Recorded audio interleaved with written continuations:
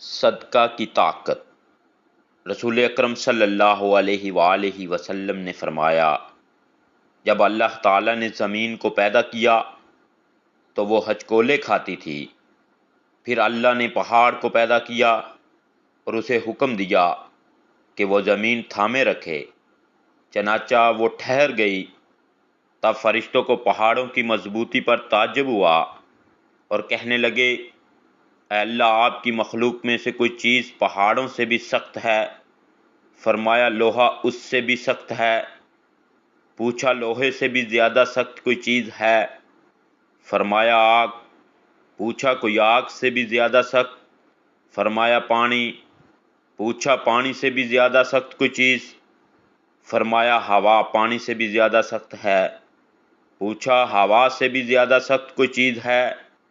اللہ نے فرمایا، ہاں، وہ آدمی جو اس طرح صدقہ دے کہ دائیں ہاتھ سے دے تو بائیں ہاتھ کو خبر تک نہ ہو۔ عرش کا سایہ نصیب ہونے والے 7 قسم کے افراد میں سے ایک وہ بھی ہے جو دائیں ہاتھ سے صدقہ دیتا تو بائیں ہاتھ تک کو خبر نہ ہوتی ہو۔